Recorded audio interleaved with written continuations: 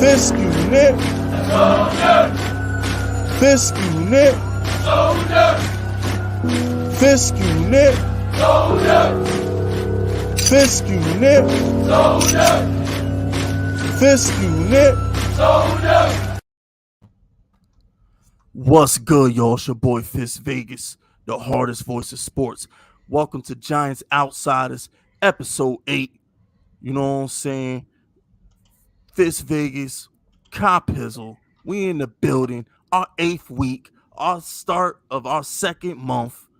What's good? Pizzle, how you doing, baby? I'm doing great, Fisk. I'm doing great. You know who also is doing great? Who?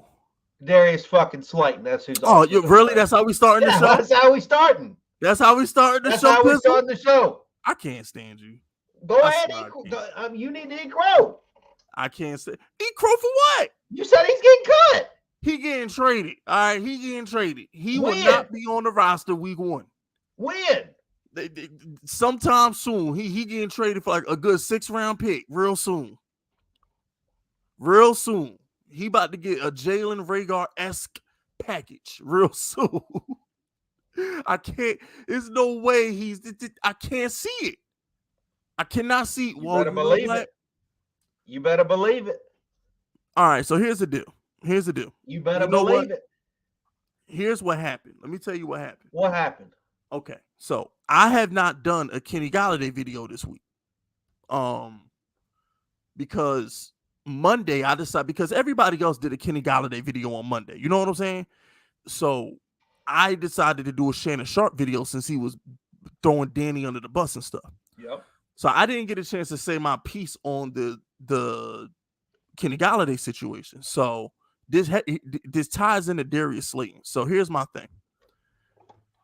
Kenny Golladay, and Pizzle, you know this because I've said this 1,000 times. Although I predict Kenny Golladay to have a 10 to 12 touchdown season, I stand by that. Which I think's crazy. I also said that Kenny Golladay was playing to be on his next team. You know what I'm saying? Because we're not going to, we save, let me go to overthecap.com right now and get the exact number. I think the Giants save about $13 million. Maybe one of y'all can get to it before I can get to it because my computer loads a little slower since I'm hosting the stream. But I think we save like $13 million if we cut Kenny Golladay before June 1st. Okay, yeah. So we save, $14 million.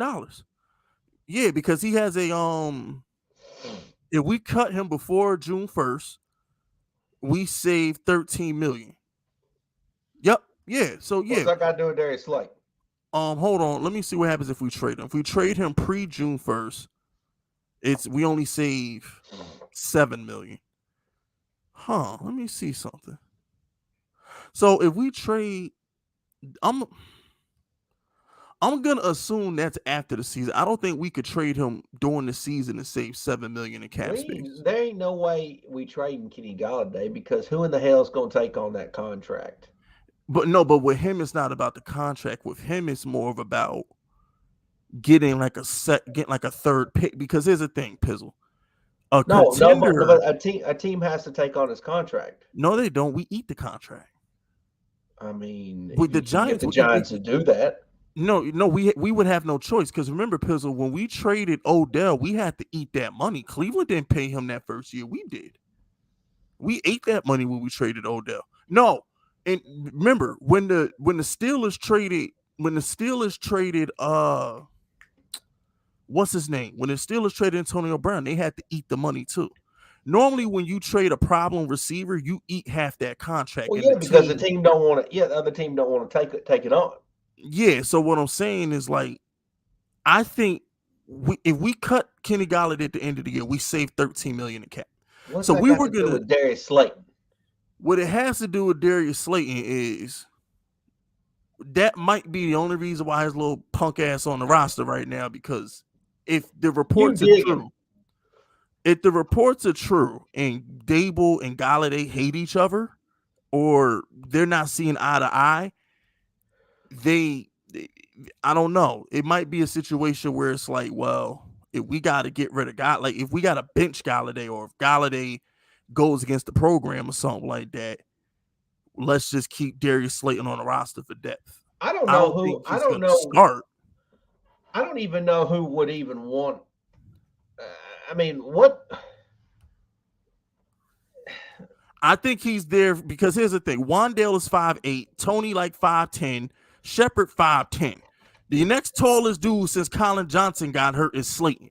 So I think they're really I think they're keeping Slayton here. Slayton is here to take the top off the defense. He's not going to start, Pizzle. What top of the defense is he taking off? He is going to start. When? He is going to start because you can't count on any of these dudes to even be there. Tony's gonna get 160 targets this year, please. Tony's gonna get 160 targets. Wandale's gonna get over 100 targets, and that's the offense. Come on. That's the offense. Wandale and Tony, that's the offense. Because I think the whole Golladay situation, they're not gonna feature him. You can see it now. You can there's clearly like where there's smoke, there's fire. Yes. With Golladay and the Giants. Something don't seem right. Yeah, something's a little off. Something smells fishy. It's like he's gonna be out there, but he ain't out there. Exactly. And like I said, when I'm wrong, I'm wrong. Which I don't even know, like looking at Kenny Golladay in his game. Like who does that even fit? Like he couldn't even go. He couldn't be on Kansas City's offense and all of a sudden be one of the best receivers in the league. He couldn't be like with the Rams or the Bills or the whoever. I don't even know. I don't even know where he fits anymore. I'm gonna disagree with you. It's about attitude. It's about attitude. If Golladay is motivated, he's not even electric, Fisk. He's not electric. There's like nothing to his game. He's never been electric, but he's a red zone threat, and he's a big play receiver. That's pretty much it. He's a red zone threat. He's a big play receiver, and I think if the Giants could trade him, I repeat, if we could trade him. So okay, you said big play receiver. Like, if you had to guess right now, what Kenny Galladay's biggest play of the year is going to be, like yardage and touch, like let's say, could Kenny Golladay get a 49-yard touchdown reception? Yes. I don't see that. Kenny Golladay. I don't see Kenny Golladay beating anybody or even making a catch in the middle of the field and then just taking it to the house. What Golladay does, Pizzle, is Golladay, like I said, he's a contested down the field catcher. If you said, hey, he's going to be a red zone target, okay, I can get behind you on that. But I'm just not optimistic about Kenny Golladay this year. I don't know. I just ain't feeling it. Well, we just did a fantasy draft. We just did our commission draft, and I drafted Wandale over him. So, I drafted Tony and Wandale. I left Golladay alone. And Golladay was almost the last pick in the draft. Yeah. And this is a guy who I still think is going to get 10 touchdowns. I just think that the way the offense is going to run is going to be a lot of Kadarius Toney. Kadarius Toney is going to look a lot like Stephon Diggs and Tyreek Hill. And then they're going to have Wandale working that slot, working underneath a lot. I think that's the offense. That in a shit. Well, I will say that we really don't know what we like. We can all assume, but we really, really don't know about Wandale yet. And I don't think we're going to know until the first couple games. They hit him in the preseason for a reason. They hit Wandale. Yeah. We talked about that last week, but we don't Wandale might be the second most important player on the offense this year. I agree. I agree. I don't even know who would necessarily be number one. Maybe Saquon? No, the most important person on the offense, besides Daniel Jones, because that's obvious, is Tony. Tony's the most important person on offense. Man, I feel like it's Barkley only because I think our running game is going to be so damn important. Nah, that's irrelevant. Barkley can't succeed. What do you mean it's irrelevant? It's irrelevant because if the passing game ain't clicking, Barkley's not going to succeed. I think our running game is going to be the best thing about our offense this year. Do we got the 90s cowboy line? That don't mean that Daniel Jones ain't going to be good. I think that the running game is going to show up each and every week. And Only if the passing game is clicking, Pizzle. I think the passing game is going to be better than it has been, but I don't think the passing game is going to be, let's say, top notch or mid-season form until literally mid-season. I still feel like the Giants, because there's some new pieces here, new coaching staff and whatnot. I think not necessarily they're going to struggle, but I don't think they're going to be who they really are the first month of the year. Whereas the running game, I think the running game's coming out guns blazing. But how can we run the ball if they put 9 people in the box, Pizzle? I don't think they're going to do that. I think the Giants still going to spread it out. I think we're going to try. We're going to try to make something happen. That don't mean it's going to work. That's where Wandale to me is interesting, because like if they doing some funky shit with him, like, you know, we might see some really explosive stuff. And yo, y'all hit that like button, fellas. As y'all continue to come, we got 90 people in here so far. Make sure y'all hitting that like button, all right? I don't want to have to keep interrupting our conversations and remind y'all to hit that like button. Y'all hit that like button while y'all coming on up in here. But Pizzle, you got to remember, everything you said sounds great if our coordinators weren't Dable and Kafka. They want to throw the ball. They're not running the ball. That's not what they do. No, I get that. But let's be fair. I don't think them dudes has ever had a running back as talented as Saquon. Kareem Hunt? You think? I mean, he was leading the league in rushing for 2 straight years. Well, he was. Okay. For some reason, when you said that, I thought Browns, but you're right. Kansas City for a minute.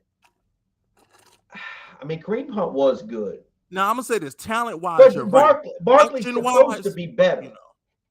Yeah, Saquon should be better, but I'm just saying. I think there's a lot of fun things to like when you unpack. Like, I think the defense is what it is, but when this Giants offense, I think there's some interesting presents under the Christmas tree, if you will, that we still got to unpackage.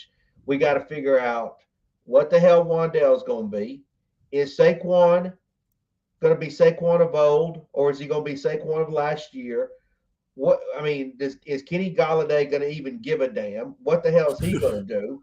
Right?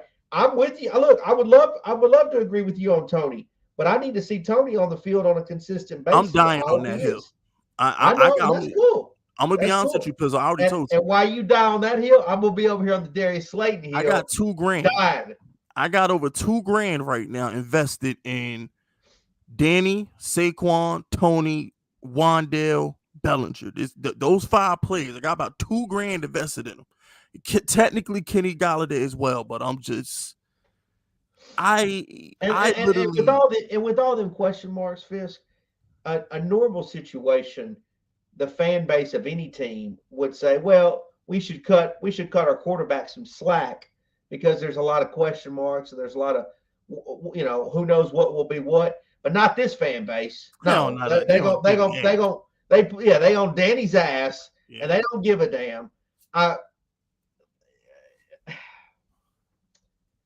It's crazy to me how he isn't getting any love for what looked to be a really nice preseason from him. Because it don't fit the narrative, Cop. The narrative is Danny is trash. So when Danny does something good, they just shut the fuck up. That's what they do, Pizzle. Anytime Danny looks good, they shut the fuck up. They don't congratulate him. They don't say anything. They just shut the fuck up. You notice that, right, Pizzle? I mean, it's very interesting to me how they just refuse to give that man any props. Because they buried him too much. It's hypocritical at this point, because, like, you know what it is, Pizzle? They didn't just criticize Danny like a regular person. Like, he didn't get regular criticism, right? This isn't like, for example, right? Like, Wentz got normal criticism. Trubisky got normal criticism. Danny gets hate. They get hate. He gets hated. There's a difference between criticizing a guy and hating a guy. You're right. You're right about it. There's some weird dudes out there that, like, they got real hate for Danny. Like, it's like weird too. It's like, what are you so mad about? I don't know, man. Why are you so upset? And I feel like to me, I get it. Like you're gonna be upset at a player. You're gonna be upset about, to me, like all that negative energy needs to be like on Kenny Golladay. Like, hey, we need you to step up because it's like you said before, you get paid a lot of that pie. You need to perform. But you know why Golladay don't get it, Cop Pizzle? Not to cut you off. You know why Golladay don't get it? Go ahead. They hate Tony. This fan base hates Tony. Why do you think they hate Tony? Be honest with you, they've hated him because they didn't want him. New Yorkers didn't want Tony. I'll give you an example, Pizzle. This is the best example. Yeah, okay. I was gonna say they did the same thing with Wandale too. Remember? Yeah, they didn't want Wandale either. Yeah, they were like, "Who the fuck's this dude?" And then all of a sudden, Tony went out there and flashed a little bit, and then they started, drooling all over the place. Because I'll give you the best example, right? The whole fan base turned their back on Tony because he didn't show up to OTAs, which weren't mandatory. He didn't show up to what's the opposite of mandatory?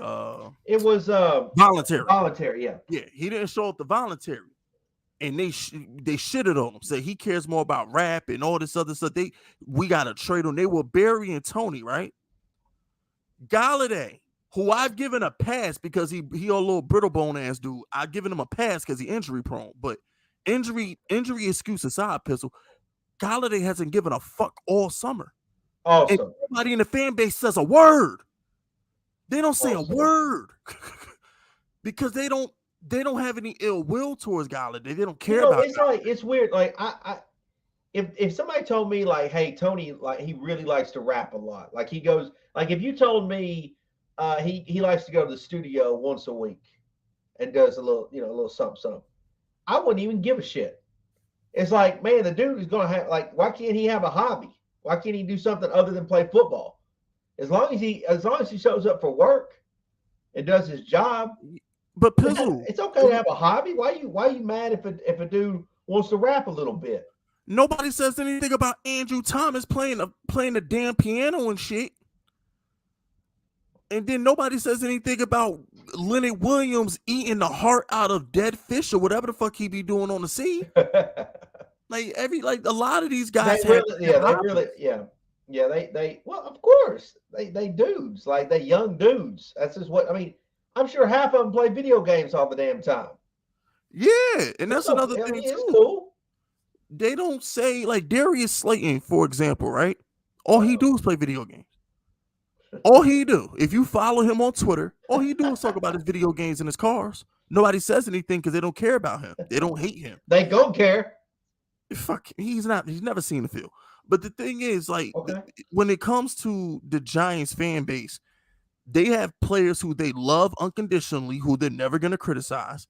And then they have players who they can't stand. And it goes, Danny is number 1, Tony is number 2, and Saquon, he low-key number 3. You know who also is going to be on the hate list? Is Aaron Robinson. Yeah, he might be number 3 ahead of Saquon real soon. He's gonna be on the hate list all year long. I'm gonna tell you, because they've already determined it. They've already said that he sucked. He deserved it though. That first preseason was kind of bad, bro. But it was preseason though, Fitz. But it's preseason. Like, so how you hold a player in the back of the end zone? I understand that, but I'm saying, like, if that's a regular season game against like the Cowboys, I understand it. But like, we in preseason, like, don't determine the dude's fate already just in a preseason game. You can't tell me that shit matters, but then when Daniel goes out there and goes 6 for 8, that, oh, it's just preseason. Well, which one is it? You know what, Piz? You got me on that one, but hold on real quick. Shout out to Donnie. He says Zoo York versus everybody. Yeah, it's New York versus the world, but we gotta we stop fighting amongst each other, man. We gotta unite. But you know what it is, Pizzle? Once week 1 comes around next week and we got to play Tennessee, Pizzle, all this civil war between Giants fans, it goes out the window because we just want to win. Well, but here's the thing. We just want to win, man. Here's the thing. And I was thinking about this today because I knew we were going to do a podcast tonight. The very first, I want to say 4 games, but I don't think a lot of this fan base has as much patience as I do. It feels, I want to say 4, but it might be 2 or 3. Man, those first few games are so vital to the fan base's mental state. Because if we start like 0-2 or 0-3 or something like that, you know what this fan base is going to do. You know what they're going to do. You know how they're going to act. And you know who the hell they're going to go after. And so for me, as a sane Giants fan, I just sincerely hope we get off to a good start so some of these creepy motherfuckers can chill out for a little bit. You know what I'm saying? And I agree. I mean, how important are those first couple games? I mean, we could lose. Theoretically, we could lose the first 3 games and still make the play. No, I'm not. Okay. It doesn't matter who we're playing. That's not what I mean. I mean, what I'm saying is you can lose the first 3 games and still make the playoffs.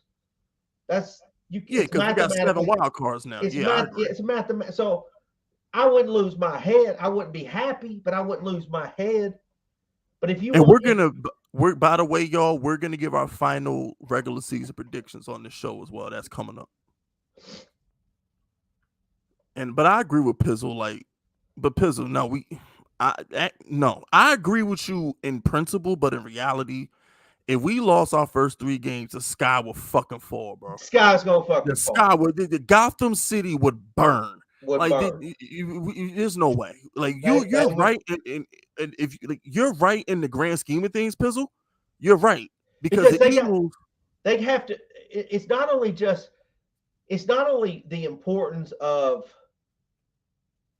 Listen, like it's almost like the first impression is going to be the only impression for Giant fans with this team this year. And thank God we get Tennessee week 1. If we start out well the first couple of weeks, I think that Giants fans will be chill for most of the year.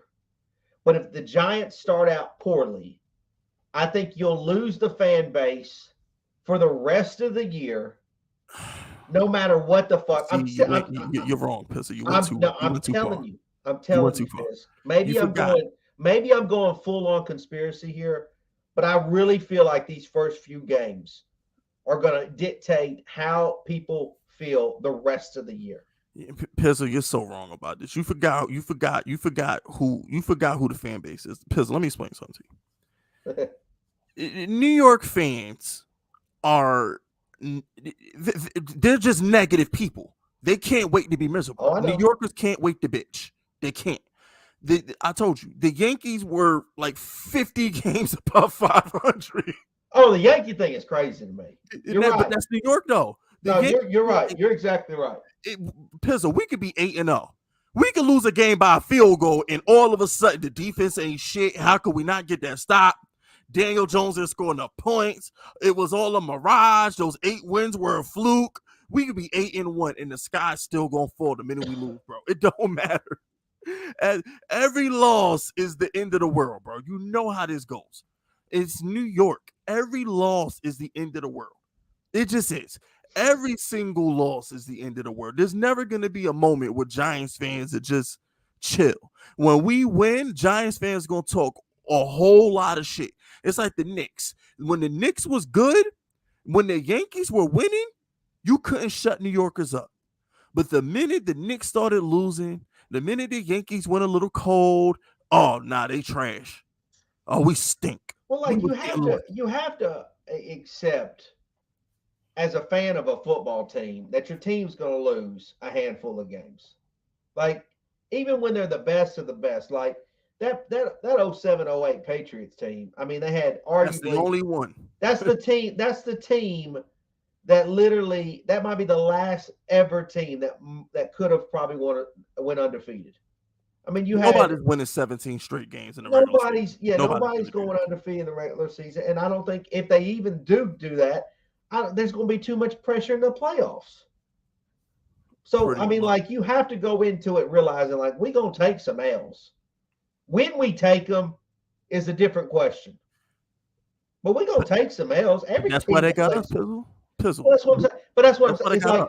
I think that this Giants team, it would like, I don't want them to lose. Obviously, I want them to win every game, but I don't think it's the end of the world if they start out a little slow, because I think by the time they get about midway through the year, I think this is going to be an even different team, a different team. Like, I think it's going to be even a better team than at the start of the year, because I think with the new pieces, especially this offense and the coaching staff, I think it's just one of the things as it develops over time. If you give these players, some grace period and some leeway, and not be down their throats for the little mistakes they made, I think that in overall, their product is going to be a good quality product on the field after an extended period of time of being out there together. Like, we need, we're in agreement with that. I think one of the things that I'm concerned about with is, like, what if, like, Shepard can't go early in the year, or what if maybe Tony can't go, or something like that. We got to get all these guys on the field together, let them mesh together, see how that works out, and then go from there. Well, I got it on good authority. Tony's good week 1. No, but we don't know about Shepard, though. Who cares? So, we got Wandale. No, well, Wandale's going to start over him anyway. We still need Shepard this year, though. Not really. We still need him. Well, not really. When he's good and healthy, he's got that. I mean, he's got that dog. No, Shepard is good, but what I'm saying is our starting 3 receivers are Kenny, Tony, and Wandale. Shepard is going to work his way in, but Shepard's not starting over Wandale. Okay, well, guess what? You're going to see some Darius Slayton, too. We ain't seeing no. They're not putting him on the field. You're going to see some Darius Slayton. Have you heard of this guy named David Sills? Have you heard of David Sills? Man, listen, I'll be honest with you. I'm shocked he made the team, but he made the team. And I give him props. He's been our best receiver through camp. I give him props. He made the team. I give him props. So, Pizzle, you are aware that word on the street is Daniel Jones' favorite receiver, and who he has the most confidence in right now is David Sills. I've seen it. I've heard it. I know all about it.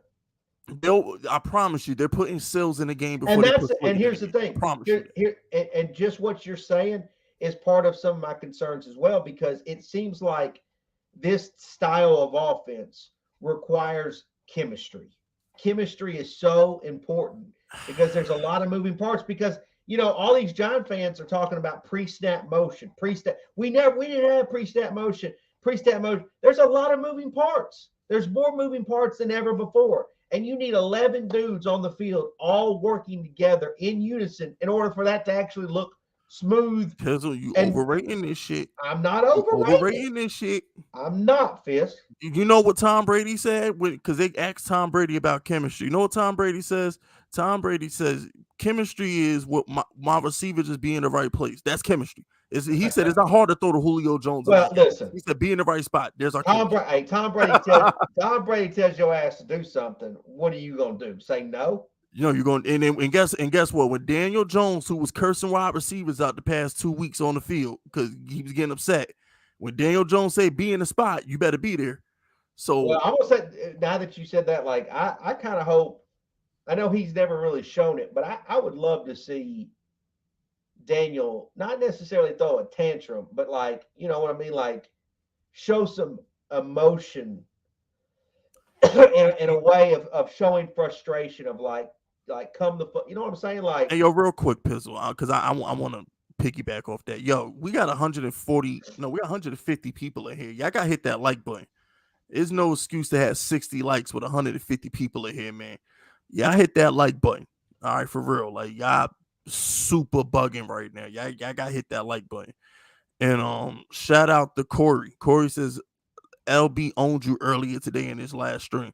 Somebody go, well, clip it, Corey. Don't tell me he said so. Clip it, Corey. Clip it so I can know what Lord Brunson's talking about. All right. Corey is so damn mad because this dude used to take wedges. Yeah, Corey, don't be mad because you got beat up by a girl. Just because your nuts got tied to your ass don't mean you got to come be mad at us. Facts. He just he's so emotional, bro. Like, Corey, stop being a little girl, man. For real. And Eagle fans always do this, Fisk.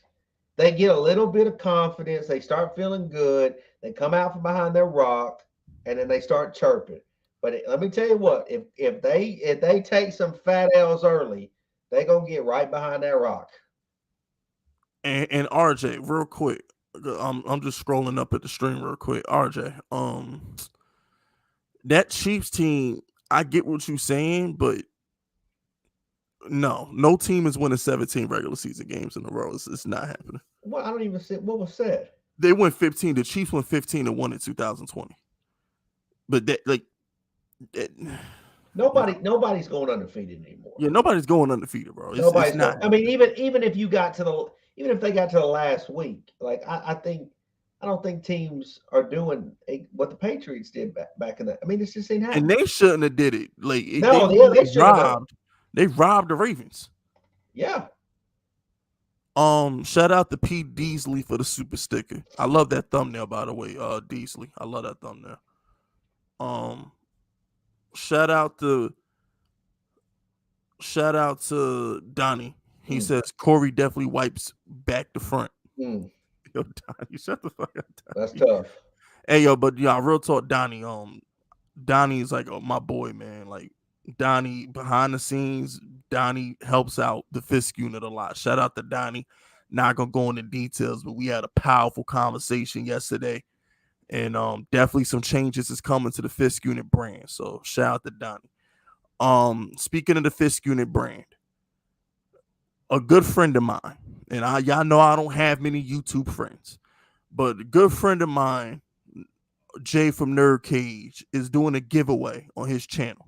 Okay, this giveaway is not only special because Jay is a good person and he bought an entire Xbox X to give away to you motherfuckers, but he's the first endorsement I've ever had on my channel. This is big.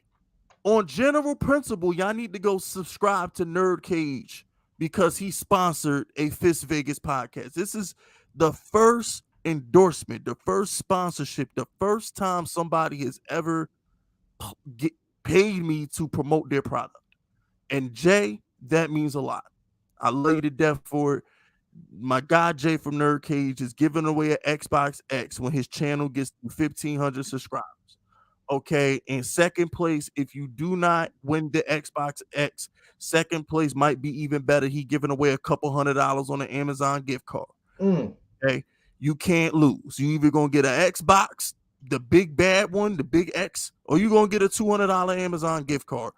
Okay, and I'm gonna keep it 100 with you. I might choose the gift card because there's mad movies on Amazon I need to buy, and because I got a video shoot on Sunday, I gotta buy a couple maid outfits in this Captain America One Piece. So I got some, some stuff I got to buy. You got some shit to buy. I do. So I wouldn't mind winning that damn Amazon card. But what we are going to do right now is I am going to play the trailer for the Xbox X giveaway from my friends, our comrades at Nerd Cage. So play that shit. Play that shit.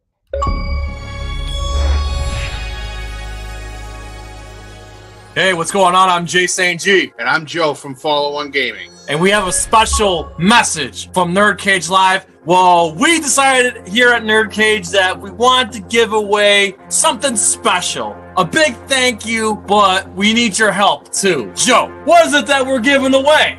We are giving away an Xbox Series X. Yes!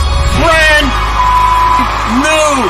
See? Right here, still sealed. We are giving this sucker away. But in order for us to give this away, we need your help. Get us to 1,500 subscribers and we will give this away. If you guys get us to 1,500 subscribers, this can be all yours. Yes. So here's how this is going to happen. Get us to 1,500 subscribers and then we're going to release another video on how you can enter.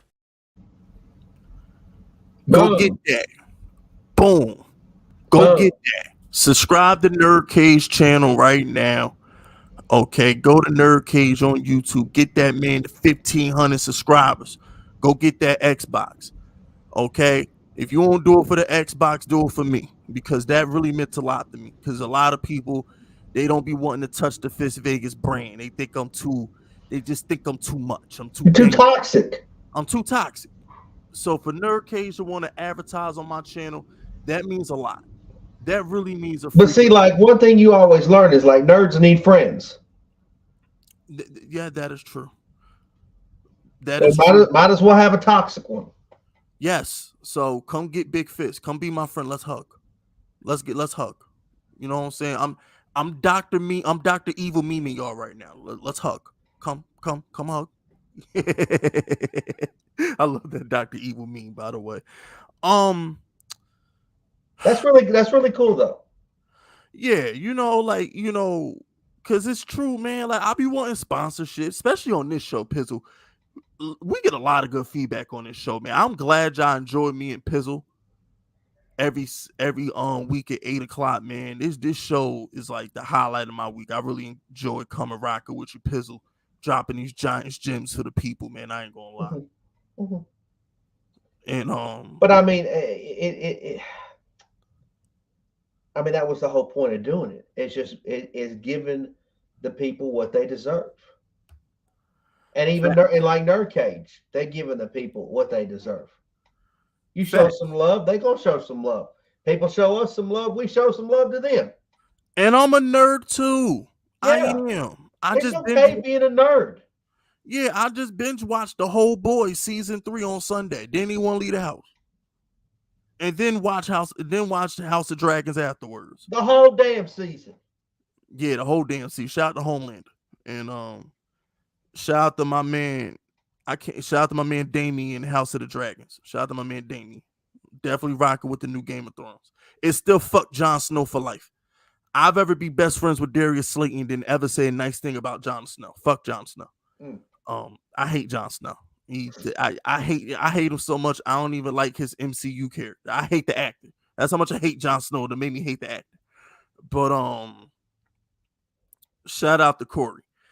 Do they give away quarterbacks? The Giants need one. You know what, Eagle fans? Y'all talking spicy, but when Gardner Minshew replacing Jalen Hurts midseason, I don't want to hear shit. Oh, I don't want to hear nothing. I'm gonna tell you what, Lord Brunson. Like I know. Corey done came in here and he sucked on Lord Brunson's nuts for a minute. Ain't nothing gonna be more delicious at the end of the year than watching Lord Brunson cry about Jalen Hurts. He gonna be heartbroken. Ain't gonna be nothing more delicious. And look, them tears gonna taste delicious. Remember 2 years ago, I had on January 6th, ironically, January 6th, me and Lord Brunson did a lunchtime with the Bully stream on my channel. He came on my channel and admitted he was wrong about Carson Wentz. It felt he gonna do the same thing with Jalen Hurts. I had Lord Brunson come on my channel. It was on January 6th. He was like, "Yeah, Fisk, you was right. Carson Wentz ain't shit. I was wrong, bro." Eagle fans are all in on this year. They all in, and they all in. They all. I mean, you can just feel it. The writing's on the wall. They're this year's Browns team. Remember last year, everybody was on the Browns and shit? I could see that. Yeah. I think that's fair. I think that's a fair assessment. They're the most overrated team. Like, I've never seen the last time the Eagles was this overrated, it was a disaster, bro. Y'all remember the Nnamdi, Vince Young, DRC Dream Team, man. Like, the Eagles don't handle. Listen, here's the thing about Philly, right? Philly does not handle being favorites well. The Philly is better when they're underdog. Your Fist. That's the thing about their championship. And listen, I can't, as Giant fans, we can't really say much either because it worked in our favor too, especially in 07-08. But it really is easier to win a Super Bowl when you're the underdog because you got nothing to lose. You got nothing to lose. I mean, yeah, you're going against a better team nine times out of 10, but you got nothing to lose. You playing with house money at that point. Now, granted, their underdog has an asterisk because I've never seen a number one seed be an underdog. Like they overplayed their hand with the underdog mask because they still were the number one seed. Yes. All right. But when you come out and acknowledge like, hey, we the best, we one of the best teams, like, and you put that favoritism out there, now you're just putting pressure on yourself. And I gotta say something real quick. Now I'm thinking about it. Yo, Eagle fans, eat a dick. because y'all were home for the NFC title game against who's that bum on Minnesota? Oh my gosh, what's his name? Jesus. Oh my gosh, what's his name? The bum, the backup quarterback in Minnesota. Case Keenum. Case Keenum. Yeah. Y'all were home for Case Keenum. Y'all were playing the underdog card when y'all were in a home playoff game against Case Keenum at the NFC Championship game. Shut up. Eagle fans act like they were the Giants in 2007, and we had to go to Brett Favre. We had to go to Dallas. Like, shut up. Y'all were underdogs, but y'all weren't underdogs because y'all were a bad team. Y'all were underdogs because you lost your quarterback in like December. Like this whole notion that Eagle team was, oh, we were the underdogs. Nobody believed in us. Shut up. Most people betted on y'all to beat Minnesota. Once y'all got past Atlanta, everybody was, they're going to beat Minnesota. I don't know if people thought y'all was going to beat Tom Brady, but y'all were damn sure favored to beat Minnesota. Y'all kiss my ass. This how you going to be the underdogs of you favorites? Pistol, did that make sense? Hey, half the shit Eagle fans say in general don't make sense. They're delusional. They're delusional. I can't stand Eagle fans, and I got something coming for y'all later this week too. Shout out to Donnie. Corey, the only black guy I know with freckles. Facts. I be forgetting Corey black. Corey, trade your black card in, bro. We don't want you over here. We don't care where you go, Corey. We don't care where you can go. You can go eat pork fried rice or you can go eat jerk chicken, or you can go eat, what do they eat in Russia? They don't eat nothing in Russia. They go drink some tiramisu. What Pizzle said. Shout out to Rafael DeLuna. The Giants are doing work this season, 10-7. 10-7 is the floor. Hey, Raphael's my boy. And I would say, look, I don't even think 10-7 is impossible. I think it's doable, but I mean, obviously they need everything. They need that stuff to go right for them. Like, we got to win those close games too, Fizz. Like, when's the last time Giants really won close games? Like, I'm talking because your boyfriend Slayton can't catch. That was a close game we could have won right there. Oh my God. Since you want to talk about it. Everybody that hates Slayton goes back to that moment. Because that was his moment, bro. It's like Evan Ingram. That was your moment. That was your moment. You can't the two of them ain't comparable. They're the same player. They ain't the same. No. They're the same player. But no. I'll tell you what, Evan Ingram is a better tight end than Slayton will ever be. Get the fuck no. That's Evan Ingram is a better tight end than Slayton will ever be. Hell no, Fizz. Fuck out of here. Dude, Slayton's so trash. That can't be. That's nobody. Why, Pizzle? What has he done, Pizzle? I'm trying to understand. What has he done? What has Slayton done to get your adoration? He's exceeded expectations. What? He's exceeded expectations. That's the reason why even everyone was bitching about his contract, because he actually earned the money that he's getting now. It wasn't just given to him. He earned that right for incentives. He led the Giants in receiving yards for 2 years. Granted, it wasn't the best competition to go against, but he did. He's a man that you can back, Fisk. It's a man you can back with your hard-earned money.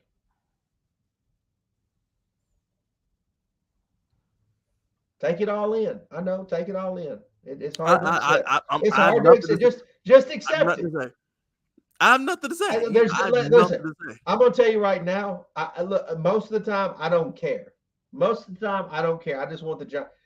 There's a little bit of me that wants Darius Slayton to get that first TD. Oh my God! Stop. Week 1, I want Darius Slayton to get the first TD. Wishing evil on this Darius Slayton gets the first TD. Y'all gonna see me get arrested on national television. I rebuke that. I'm gonna be at the game. I'm jumping on the field. I'm dancing with Darius in the end zone, and I'm getting fucking arrested.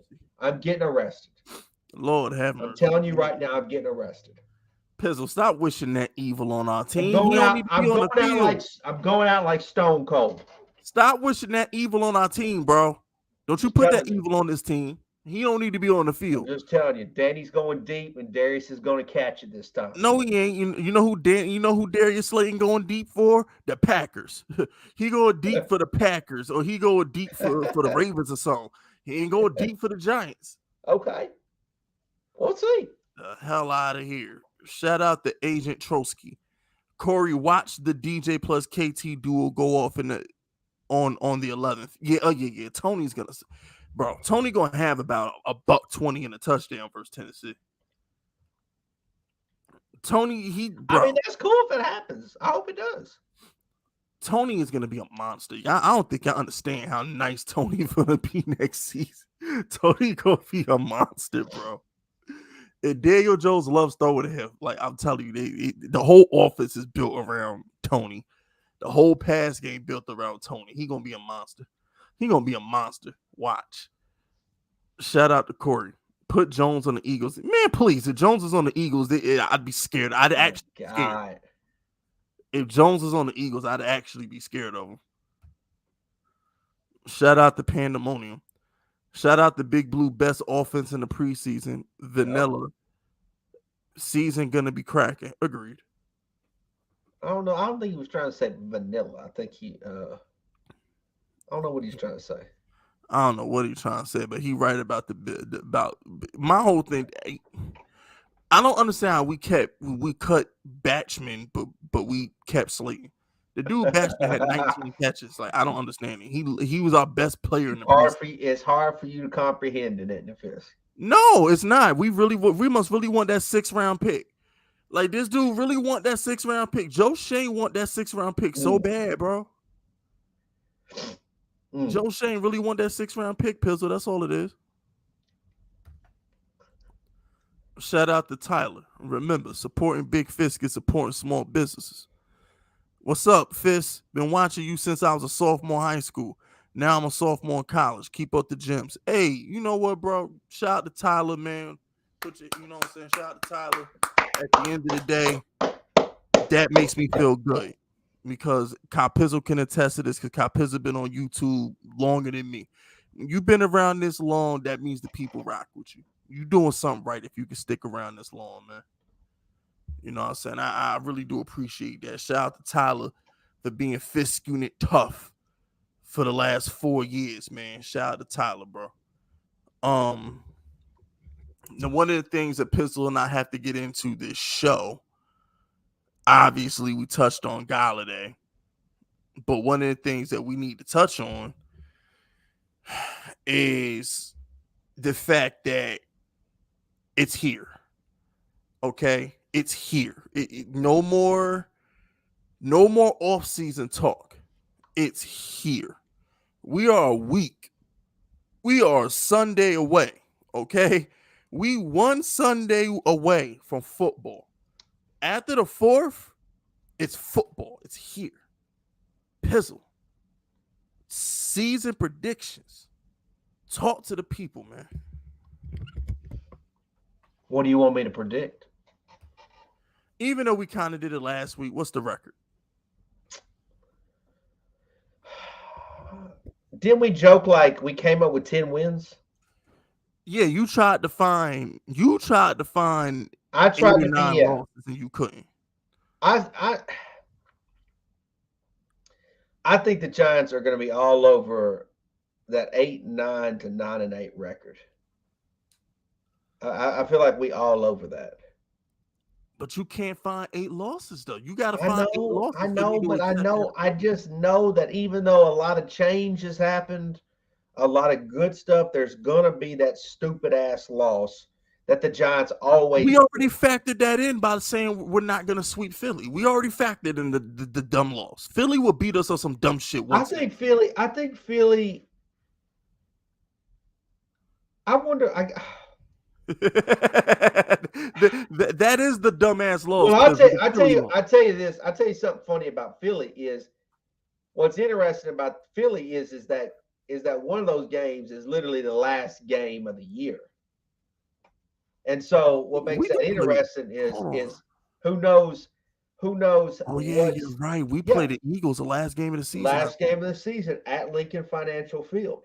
It won't mean nothing to them, but they'll probably try and spoil our season. That's what I'm saying is like if you get the Eagles the first time, if you win that first game, if the Eagles are going to be as good as Eagle fans say they they ain't even gonna need that second game. They ain't even gonna care about that last game. They're gonna probably they supposed to be getting home field advantage in the playoffs and shit.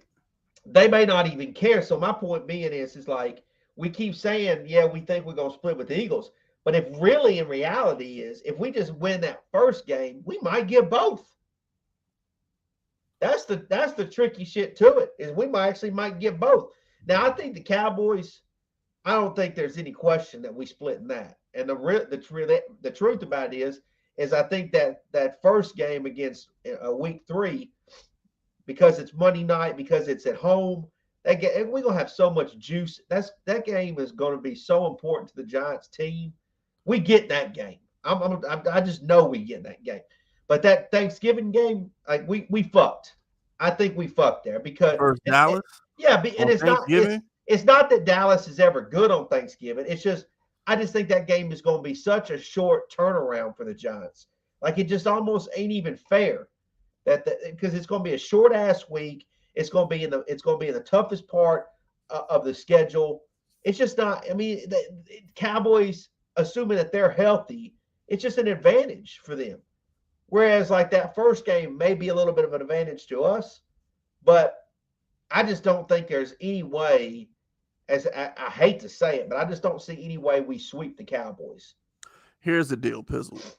Look, if we won on Thanksgiving, I would be nuts. I'd be going nuts if we did that. Their offensive line is kind of trash, bro. The way we're gonna play defense, man, I'm gonna keep it 100 with you, bro. Like the way we play defense, I don't think Dallas can beat us. I don't think they can beat us. I don't think Dak can beat our defense. I don't think he can beat it. I really think that because Daniel has played good against them from the start, I think we sweep the Commanders.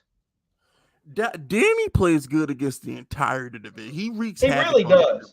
Because, I mean, if you remember, Eli couldn't fucking beat the Eagles. But ever since Daniel's been here, we've been competitive against the Eagles. Yeah, except for that fucking Ingram game, we smacked the Eagles. As long as Daniel's out there, we smacked the Eagles. I mean, really, Daniel's played good against both the Commanders and the Eagles. And he beat Dallas for the division in 2020. It ain't our fault the Eagles tanked. So Danny, which, by the way, if the Eagles are in a position where they've got the playoffs, they better fucking tank that game. I'll tell you what. Because them assholes they went out there and did that against Washington. I'll tell you what. They better not dare need that game versus us. If the Giants had the division wrapped up, which we should have the division wrapped up week 17, but if the Giants have the division wrapped up and we can keep the Eagles out of the wild, we're beating the Eagles. We'll playoff starters. I mean, it really seriously, like if we beat them that first time, that second game, depending on situations, could actually be easier than we think. So that's why it's like, yeah, I'm kind of trending around like somewhere around that 500 mark, but there is optimism that like maybe we could get to double digits. I mean, I just don't see the Giants only winning 6 games this year. I just don't see it. I mean, here's the even deal. if you were like, there's even if you told me we. Maybe I'm blind. Maybe this blind faith that the reason I feel this way. But like, I just don't see the Giants having a record that leads them to having potentially a top 10 draft pick again. I just don't see it. We're so much more improved for sure than we were 2 years ago. We pizzle at the end of the day, bro. 10 wins is the floor. I know you trying to find extra losses, but they're not there. I'm trying to be as real as possible. I'm being as real as possible. 10 wins is the floor.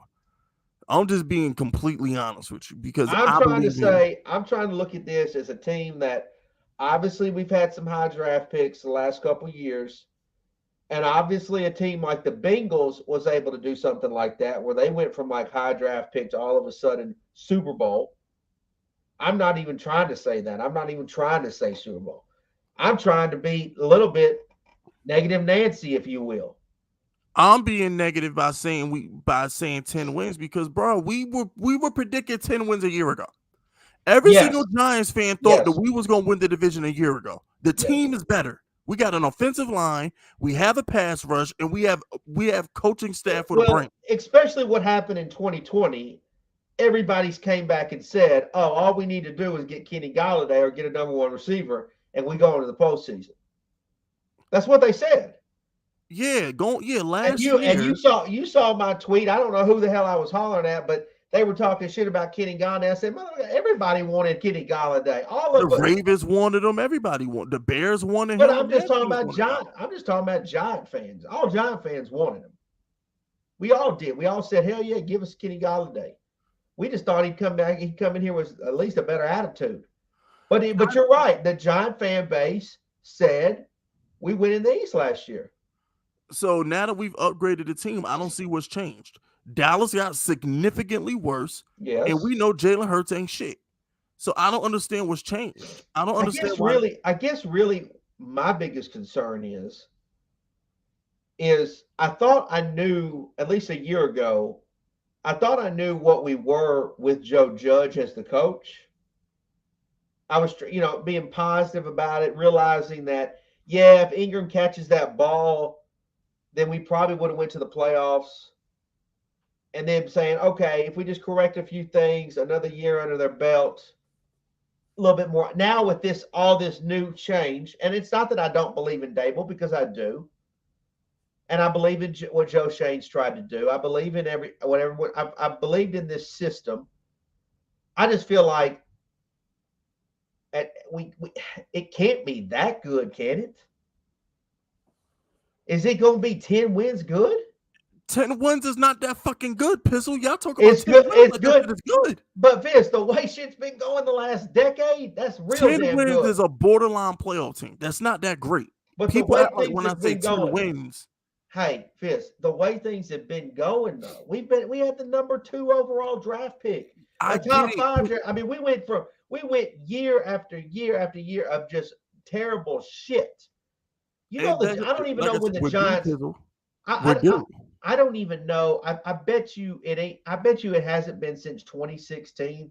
I'm just spitballing here. I don't even know the last time the Giants had a winning record. No, that would have been 2016. I think it's 2016. I really do. And I might be fucking wrong on that. But you're talking. No, you're right about that. You're completely right about that. If that's correct, that means 2017, 2018, 2019, 2020. That's over 5 fucking years, Fisk. Yeah, but we're not. But the thing is, 10 wins is not that special. No, it's not. I understand 10 wins is a borderline that. playoff team. I understand that. Like it used to be when it was a 16-game schedule. If you were like 12-4, you were a really, really good team. Yeah, if I said we're gonna win 12, 13 games, okay, now we're talking. But no, 10 wins is that we should win 10 games. What I'm saying though, Fisk, is what I'm suggesting out there is that like we've went over 5 years without having a winning record. If we were to hit 10 this year, like whether we make the play, like that would be a huge. But it's still a clap though. That's just who we've been, Fisk. That's not where my mentality as a Giants fan is at. My mentality with the team is, I look at this team as we should be coming off back-to-back playoff appearances. I don't see us as some desperate, downtrodden team. We should have won the division 2 years ago. And last year, if our starting quarterback don't get hurt, I know y'all hate DJ and forget that this happened, but our starting quarterback missed the last 6 games of the season. We would have went back to the playoffs. We would have had that wild card. I don't know if we were going to the playoffs last year. We were a game out of the wild card, but I agree. I agree that when Daniel Jones went down, the shit went down. I agree with that. But I would 2020 made more sense about making the playoffs in 2021. All I'm saying is this. Forget the nuances. Bottom line, Giants fans, every Giants fan to a man thought we were winning the division in 2021. We've upped the team in 2022. Start of the year. Nothing has changed. I'm sorry, nothing's changed. If you were a fan of this team going into last season, you should be a fan. You should be an even bigger fan of the team going into this season. And, on paper, Fisk, you're exactly right. But here's the caveat to that. Because you're saying when we went into 2021, all of us, including us, said yeah, this team's going to the playoffs. We're going to win the East. Like this is yes, I agree with that. And then when you look at last year's team compared to this year's team, I think we both agree that this year's team at this point looks better than what last year's team did at that point. Right? I think we both agree with that. I think the issue is though, is we got shook last year. Oh my gosh. We did, Fisk. No, like Pizzle. We did, Fisk. Like we did. We got shook. It ain't all these players' fault. Like Joe Judge didn't improve. Yo, we lost our starting quarterback. I'm trying at one point we did. Yeah, but before we lost our starting quarterback, we had a better record than the Eagles, who went on to make the playoffs. So I can't have this debate with people. I don't even know if our team overall. I agree with you on Daniel. I agree with you. I don't even think Daniel was playing that bad. But there was a lot of issues. And again, I think Daniel's probably one of the best players on the team. So losing Daniel was way more important than people realized. Like some people just all right. Oh, that's cool, Pizzle. But the point I'm trying to make to you is this: why are you so worried about this season? Where's your worry coming from? Well, my biggest worry is like if we obviously don't make the playoffs. Health aside, we're 100% healthy because you can't predict injuries. So we're just like the fantasy draft we just did. We're projecting everybody is healthy. So this Giants team is healthy for 17 weeks. Pizzle, what's your worry?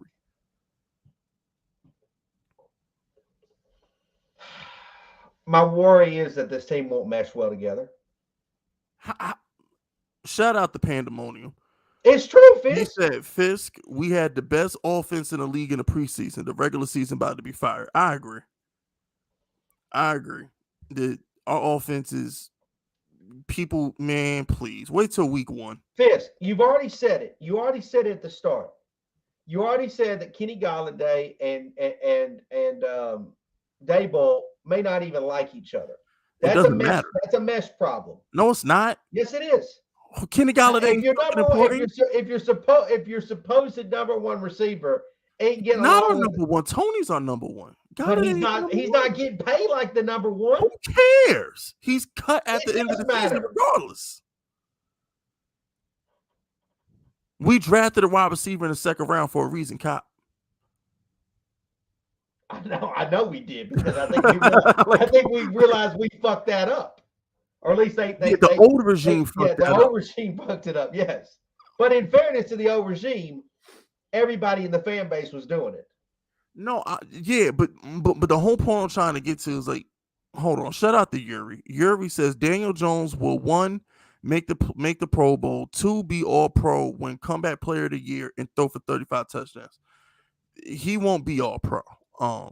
They're not going to give him that. And they're not going to give him Comeback Player of the Year either. The media hates Daniel Jones. There's no chance in hell that Daniel Jones. He's not getting any awards. He ain't getting a Pro Bowl. When Daniel Jones balls Yuri, they're going to give all the credit to Daboll, bro. Kind of like McVay gets all the credit for golf. The stupid thing is like, let's say that he was to win Comeback Player of the Year. He wouldn't. To me, it wouldn't even be fair because like he was already the player on the team. Like that guy. But they don't look at it like that. I know they don't. But like, if you were being real, like he was already that dude. He was already the best player on the team. So yeah, him being Comeback Player of the Year, I mean, it would be a slap in his face. It really would be. Well, he already been slapped in the face when they didn't give him the 5th-year option. But he gonna make the team pay anyways. He definitely is. Shout out to Corey Harris. Philly sure had a lot of dumbass losses past 6 years. We don't care, bro. It's a Giant show. I don't give a damn about your losses. I hope you go 0-17. But they're going he's right, and they gonna have some stupid ass losses this year. They just are. Okay, but here's the deal. It's gonna be because of Jalen Hurts, by the way. Because I want to put a bow on this season preview. Giants floor is 10 wins. Okay, at the end of the day. Daniel Jones and his offense. What's the ceiling then? This shit. You don't want me to start talking about that, but you shit. You know the floor is 10. The end of the day, the Giants are going to be exactly what I tell you they're going to be right now. This Giants team is going to get off to hot starts because DJ and fucking Tony are going to set fire to defenses. Wink Martindale. Hold on, Fizz. What? I like both of them, But both them dudes. I don't got time for this shit, Piss. No, you better have time for it because you got a negative thing I about don't injuries. I don't have a negative thing. I'm being truthful to you. Both them dudes got to prove that they can play all year.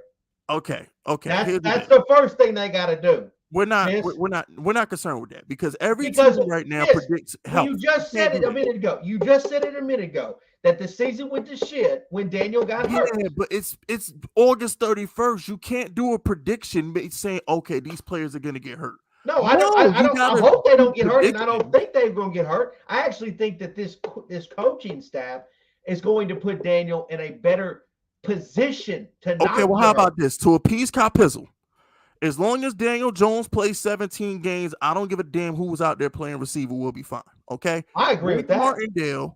Wink Martindale's defense is a blitzing attacking defense that knows how to protect a lead. And Saquon Barkley finally has some pumbling run blocking linemen ahead of him to close out games in the second half. We will win 10 games. Daniel Jones will look like the monster that he looked like his rookie year, and we will be fine. All this chemistry shit, who cares? All this injury shit, matters. Who cares? Daniel Jones is that fucking guy. And as long as he's healthy, we will be fine.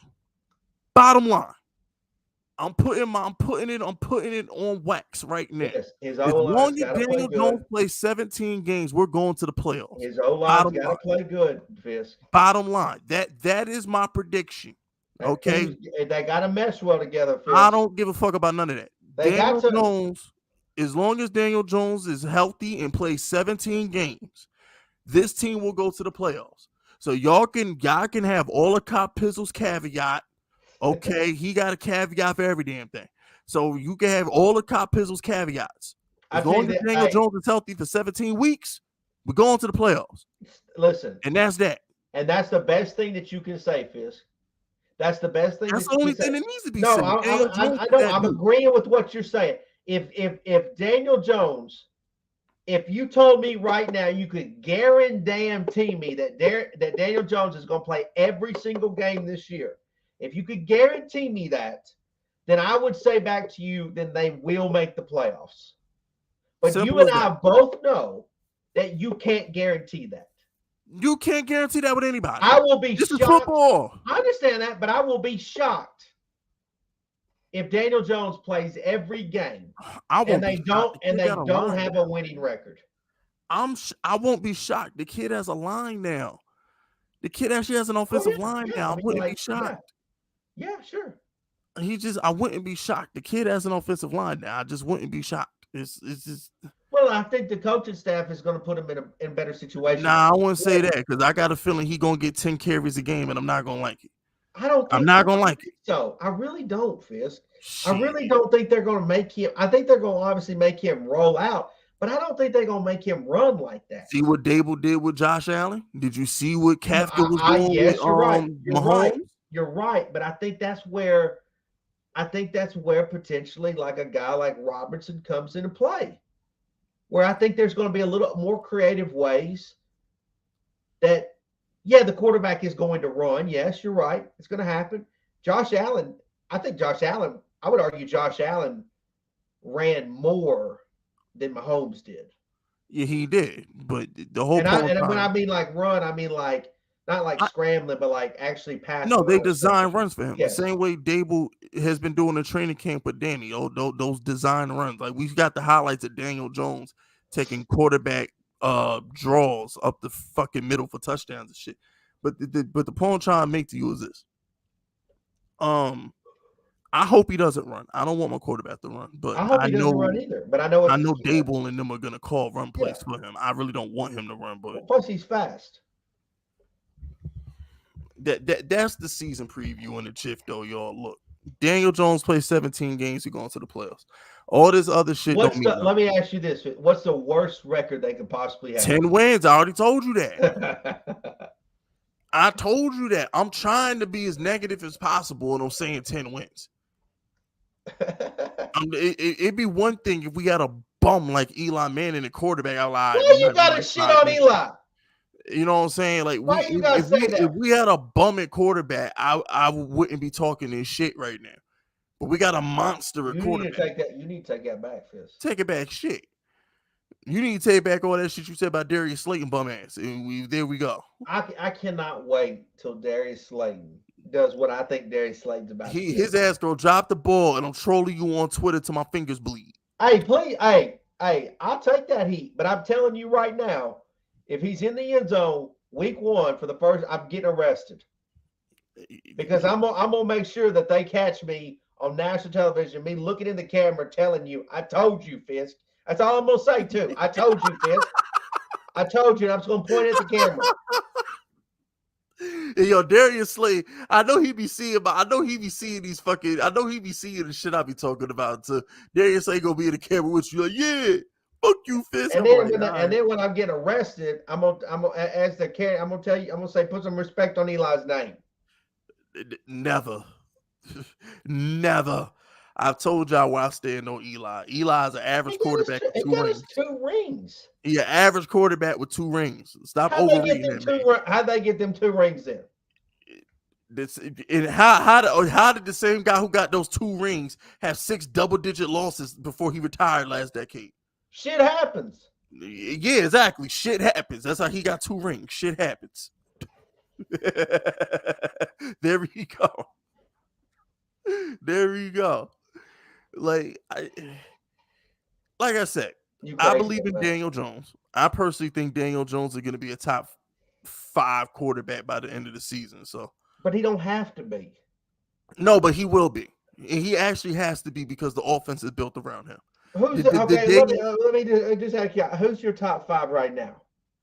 Right now, I want to see where you got him in there. At the top, well, no, I'm not gonna rank him in the top 5 now. No, I'm saying, well, who's your top 5 now?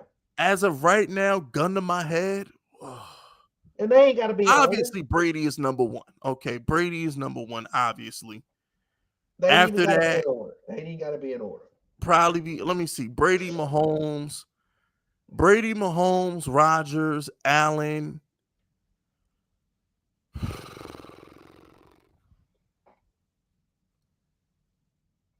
Joe Burrow?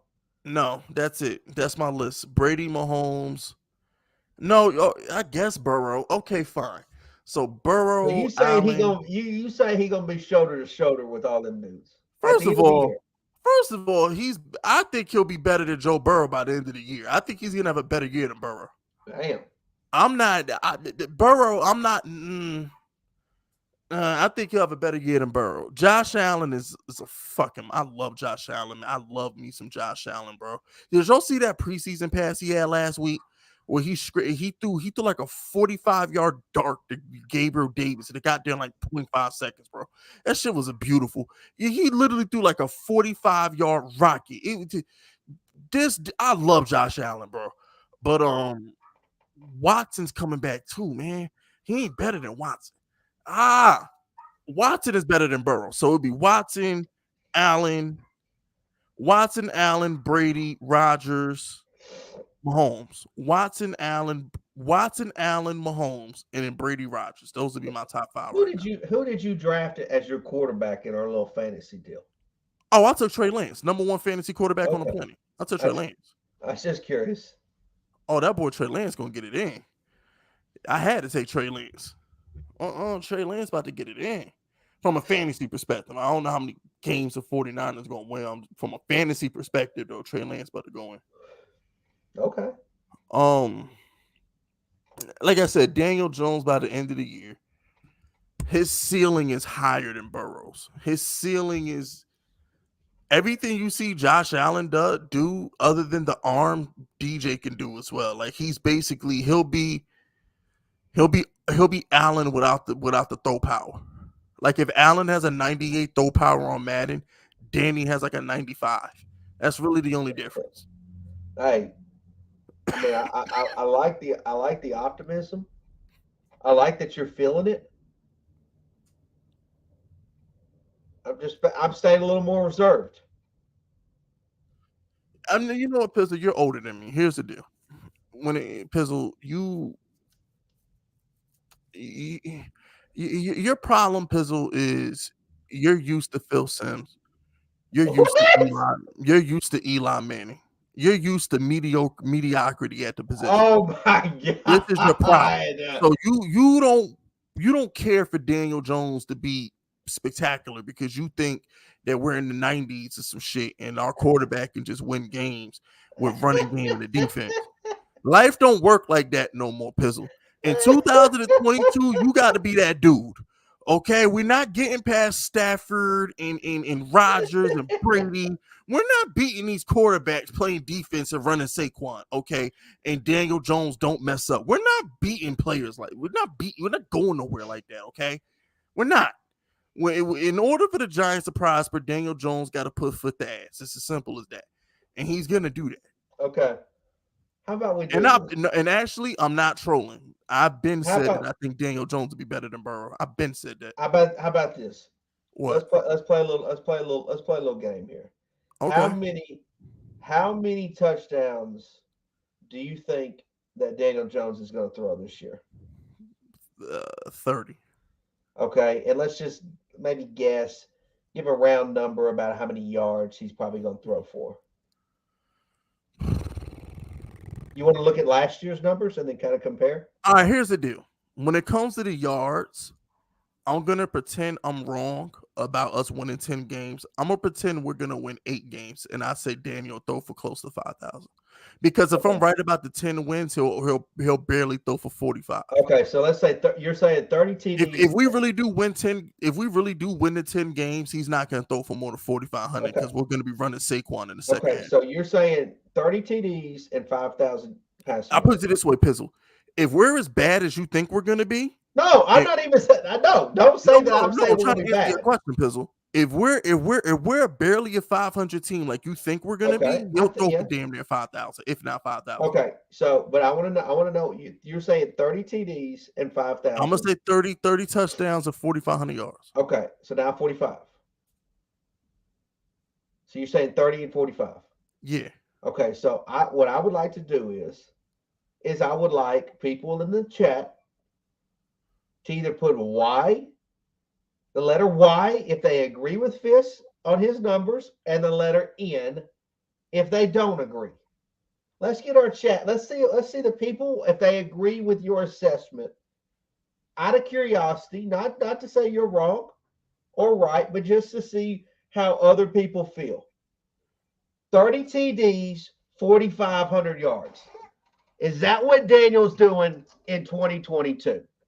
That's if we're winning. If we losing, he gonna blow by that number. Okay. So you say if we're a losing team, he's blowing by those numbers. Let me see here. So Y obviously is yes, N obviously is no. I'm just letting you know, if we're a losing team, he's going to blow those numbers out the water. And I feel bad for Saquon. I'm seeing a lot. If we're a losing team, it's only going to hurt Saquon. Danny's going to be fine because they're going to throw the ball all damn game. All Kafka and Dable want to do is throw the ball anyway. So if we're losing games or we're barely winning games, if Daniel Jones has to play from behind, he's going to put up monster numbers. I'm talking like numbers like 2011 Eli numbers where he's a completion for 5,000 yards type there's shit. There's no question, and I think it's a safe bet to say that Daniel's going to put up his best numbers in his career. Yes. There's absolutely no question about that. Because looking at his stats, I had to dig this up. His best season obviously was his rookie year. Played 13 games. 12. That first game versus Dallas, he played a series. That don't count. Okay, 12. We'll call it 12. He threw 3,000 yards. So, essentially, you're saying that he can throw an additional 1,500 if he plays those extra 5 games. If he does that. And then he threw 24 TDs that year. And so that would put it basically about one TD extra per game. Wait, what? Well, no, he would have to play. He would play 5 more games, so he would get the 6 more TDs. Basically, a TD per game. Nah, you would say. All right, go ahead. No, you said he would throw 30 TDs. Yeah, because I was trying to be nice. What I'm saying is that realistically, based on what he did his rookie year, when he had a offensive-minded head coach, which is what he has this year. It's real. I'm agreeing with you that it's realistic for him to actually be able to, yes, throw 30 TDs. So it's mathematically possible because he's kind of already proven that he can do it in 2019, because obviously with 5 extra games added to 12, he probably can throw 5 or 6 more TDs. As far as the 4,500 yards, I guess that's possible too. I think you think he can throw 5,000. Yeah, if we're trailing, it depends on how competitive the games are. I mean, if we're trailing, then he's gonna breeze past 5,000. If the Giants are barely winning football games next season, no, I'll put it this way, right? I personally think we're gonna get off the fast leads and milk with Saquon in the second half. If I'm wrong and every game we play is competitive, he'll breeze past 5,000. Easy. I'll put money on that. If the Giants are competitive game every week. Let me say this, and I do not think that the record falls on Daniel Jones. I do not believe, not all of it. Some of the losses that he faced wasn't all his fault, but his record is 12-25 as a starting quarterback. So if he wins 10 games, he's almost going to double basically his total. I mean, yeah, that would be shocking about that though. I mean, what I'm saying is that that's technically from a number standpoint, that's a big jump up. Anything to me, it's if he does anything positive, it shows improvement. Let me ask you a question, Pizzle. When you make a sports bet, let me ask you a question. When you make a sports bet, do you look at why a team's loss? All right, when you look at a sports bet, you're going to bet against the spread, or you're going to bet if a team to win or lose, right? Most likely, you're going to look at the last 10 games, the last 5 to 10 games. Do you just look at the numbers and say, okay, this team is 8-2 in their last 10, or this team is 6-4 in their last 10, or whatever the fuck, right? Do you look at the numbers and say this team is high, or this team is cold, or do you go back and say, damn, this team only beat these 3 teams because they rested the starter, and this team only beat this team because of an overtime thriller? Do you go back and look at the why, or do you just look at the number? I mean, I think the why is important. Okay, so if the why is important, then Daniel Jones winning 10 games shouldn't be shocking. You're either one or the other. Either you handicap with feel or you handicap with numbers. You can't be both. Either you look at the numbers and you make an analytical decision, or you look at the why and you look at the tape and you make an adjustment based on feel. So it's either one of the two.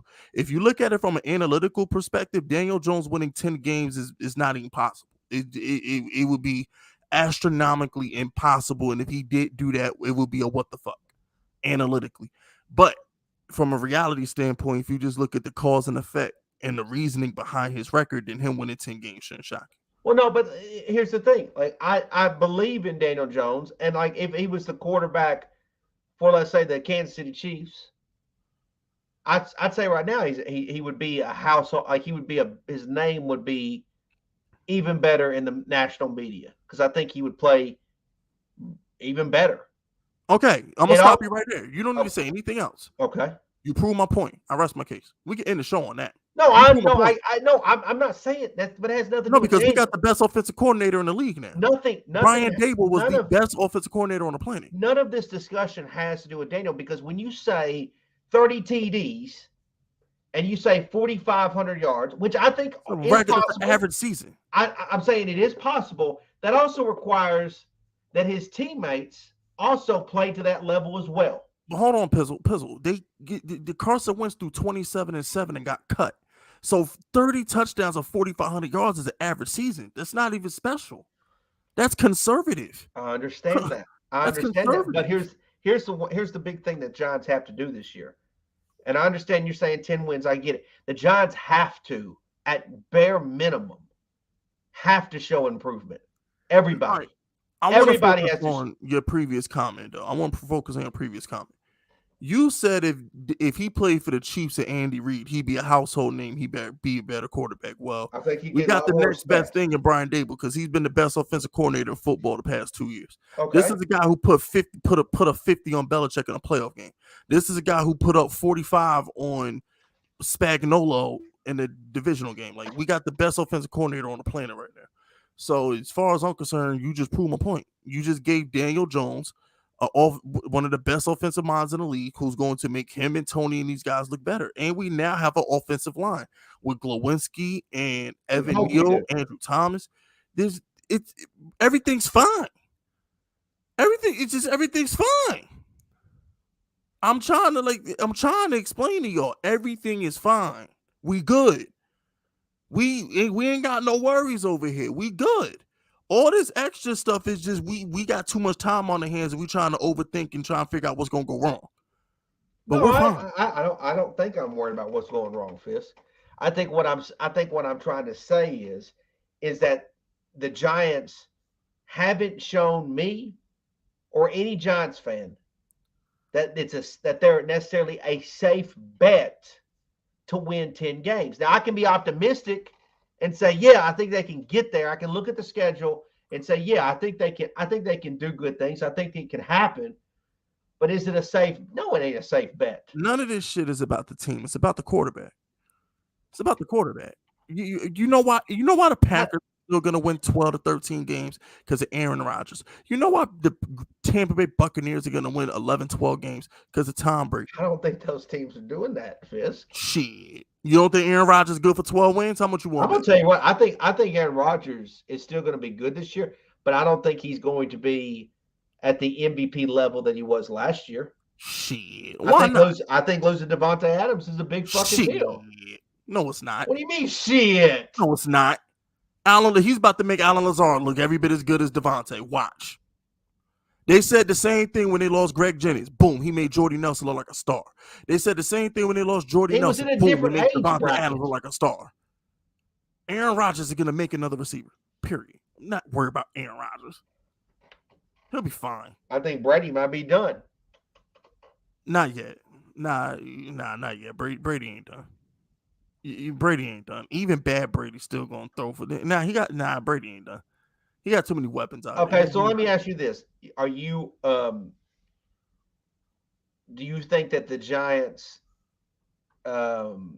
just make a wild card spot? Or are you talking division title? Hey, yo, Tremaine, what's up, baby? I ain't seen Tremaine in one of my shows in like a year, bro. What up, Tremaine? We're winning a division. We'll get a home playoff game.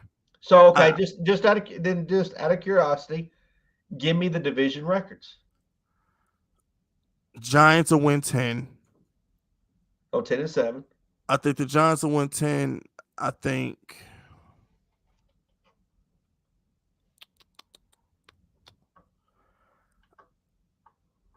I say Washington can go 7-10. I think the Eagles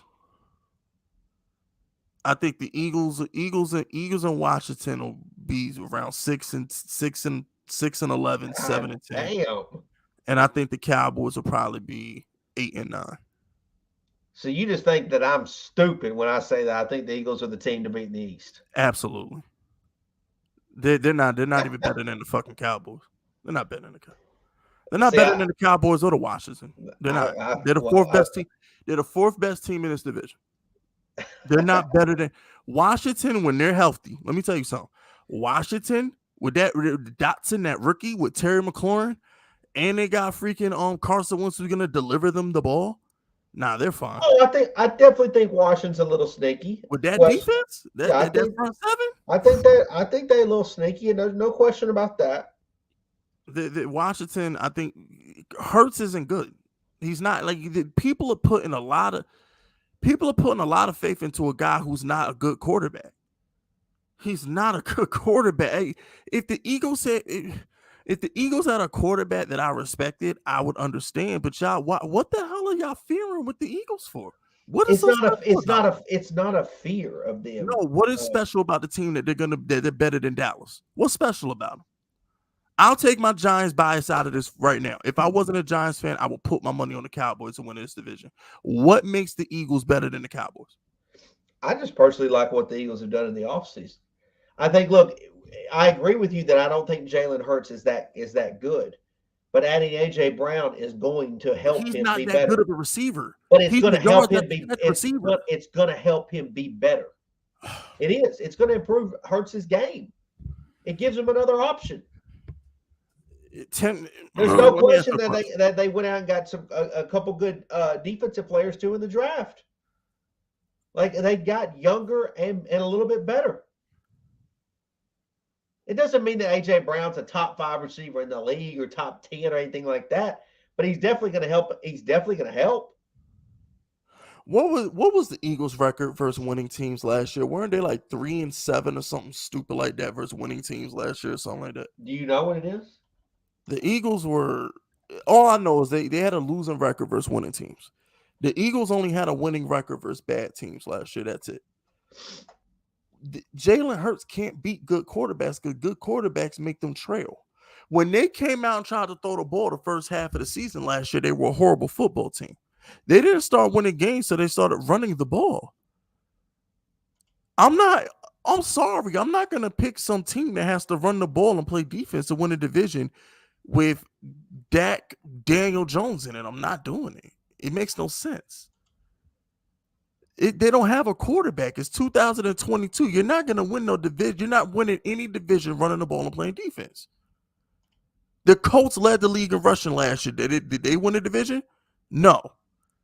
They didn't even make the playoffs. I'm looking at what I'm trying to see what they got here. Because that is interesting. All right, so they lost to Tampa Bay, who had a winning record. Oh, wait a minute. What am I talking about? That was in the wild card game. They lost that game in the wild card. My bad. So Atlanta did not have a winning record. Hey, Pizzle, how about this? Let me ask you, how about this? How much money you want to put on it? Name your price. I ain't putting no money on it. Give me the field. For what? The Eagles won in the division. Give me the field.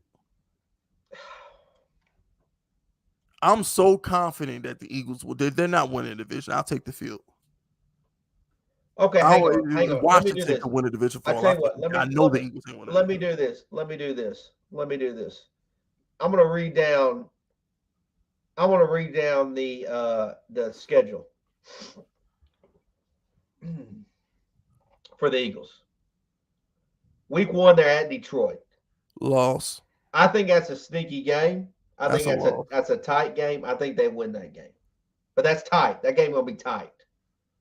I got them going 1-0 there. Then they at home against Minnesota. Loss. But it's on Monday Night Football. Still a loss. I think it's a win. That's 2-0. Then they're at the Commanders. Loss. That's a win. 3-0. Then they're at home against Jacksonville. That's a win. That's barely, a win. But that's a win. That's a win. Then they're on the road at Arizona. I'm gonna give them a loss there. I'm gonna give them a loss there. So that gets them 4-1. Then I got them at 1-4. Then they're at home against Dallas. I'm actually gonna give them a loss right there. So that's 4-2. Then they on a bye. Then they're at home against Pittsburgh. Loss. I'm actually gonna say that's a sneaky loss right there. 4-3. Then they're at Houston. That's a win. Barely 2-6. I got them 5-3. Then they're home against Washington. That's a win. That's 6-3. I actually think Washington.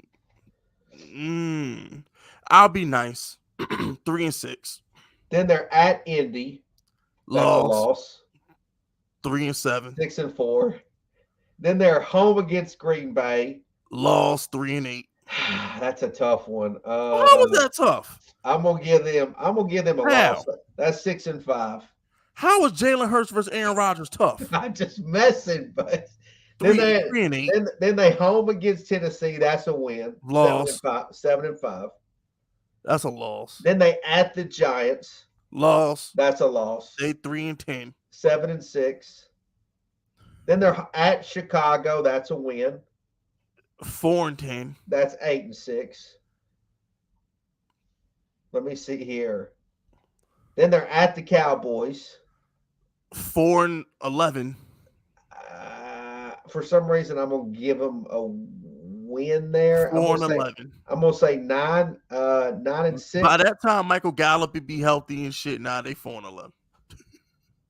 Then they home against New Orleans. That's a loss. 4-12. 9-7. They're not beating the Saints, bro. Stop. I'm gonna Jalen say- Hurts I'm versus gonna Saints say- defense. Yeah, I'm gonna say 9-7, and then they're home against the Giants, which makes them 9-8. I got them 9-8. 4-13. I'll say 5. You know what? I'll be nice and say they won't get. I'll be nice and say 5-11. Say they get one versus Dallas. You know, So I'm gonna be honest. Like you go down this NFC schedule for all of the teams. It's gonna be tight. I got them It's at gonna be 5. tight. I mean, this NFC East is gonna be tight. I got them at 5-12. I don't think 10. I mean, 10 wins is honestly probably wins the division. Which will be the Giants. Dallas will be around 8. Dallas will be around 8 or 9 wins. It'll be between Dallas and the Giants. The Eagles and Commanders, I'm not paying them no attention, bro. Okay. I dare y'all. You know, I double dare y'all. Go put your money on the Eagles. I dare y'all. I dare y'all because some people need to learn the hard way. Nobody wants to put their money on the Eagles. Fisk. I don't know, man. There's a lot of other Giants content creators out there talking about the Eagles are the team to beat. I don't know how we're gonna beat the Eagles next season, man. Y'all go ahead, keep slurping the Eagles. Y'all go ahead, keep doing that shit. You gotta have one team that you think is the team to beat. Dallas, that's the team. I told you. Okay. The Cowboys are the team to beat. Ain't nobody worried about bro. I don't see it. They get a washed up Bradbury. They get a wide receiver in AJ Brown that's so freaking good that Tennessee just let him walk out the door. I love that. I don't know if Tennessee had a choice. No, bro, they got mad cap space. What are you talking about? They could have signed him. He was acting crazy. He wanted his money. It ain't about acting crazy. He wanted his money. At the end of the day, bro, I love how this what kills me. When the Eagles get another player's junk, people make that shit seem to be like it's a diamond in the rough. That's true. I love that. True. Shit. I definitely don't think that. I know you're going to disagree with this, but I definitely don't think they getting that kind of player that they think they get with James Bradbury. Hey, yo, hold on. Forget that for a second. I want to ask you a question. We can all agree that Tannehill's a better quarterback than Hurts, right? Just pure throwing the ball. From a pure throwing the ball perspective, we can all agree that Tannehill is better than Hurts, right? We can all agree on that, right, Pizzle? I said throwing the ball, okay? You think that Hurts can throw the ball better than Tannehill? I guess I can go with you on that. Okay. AJ Brown put up pedestrian numbers with a quarterback that could throw. Which I think he's going to do with a quarterback that can't throw. He was the number one option by a country mile on a team with a quarterback that can get him the ball. Now he's on a team with a stud tight end in Goddard and a good wide receiver in Devontae Smith with a quarterback that can't throw. Good luck. Y'all talk about Golladay. What the hell is the difference between Golladay and A.J. Brown other than yards at the catch? Golladay and A.J. Brown people are the same receiver. The only difference is Golladay doesn't run after the catch as well as A.J. Brown. Y'all don't like Golladay. What the fuck are y'all overrating A.J. Brown for? I'll wait. Big Fiscal, wait, I got all day. I ain't doing shit. I'll wait. Somebody in the chat explain that to me. Y'all don't like Golladay, but y'all like A.J. Brown? What's the difference? Golladay makes contested catches down the field. AJ Brown makes yards after the catch. It's the only difference. What's it? Neither of them create separation. They're not route runners. AJ Brown is an underneath, catch the ball, make yards after the catch. Golladay is a contested catch receiver who uses his body to get balls, kind of like Mike Evans. Neither of them are route runners and create separation. You could literally throw a number 2 corner on either of them and be fine. So as a Giants fan, I want to hear from the chat. How can y'all hate Golladay, but y'all like AJ Brown? Make it make sense. AJ Brown just plays more physical. So he plays more physical than the guy that makes contested catches for a living. AJ Golladay is best. I need to see it more from Kenny Golladay. And I need to see it more from AJ Brown. Somebody please show me the tape of AJ Brown being a dominant number 1 receiver and creating separation for his quarterback. I'll wait. Show me the tape and shut me up. Come on, chat.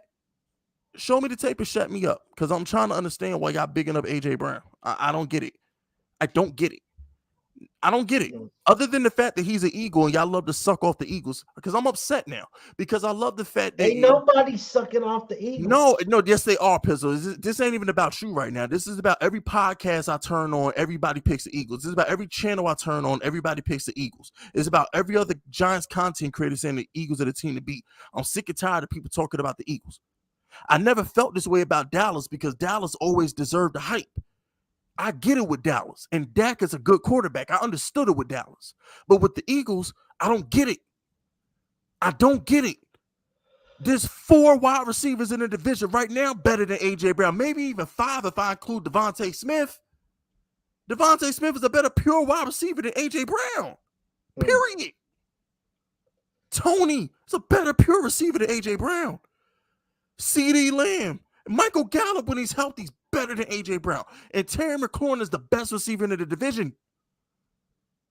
What are we talking about?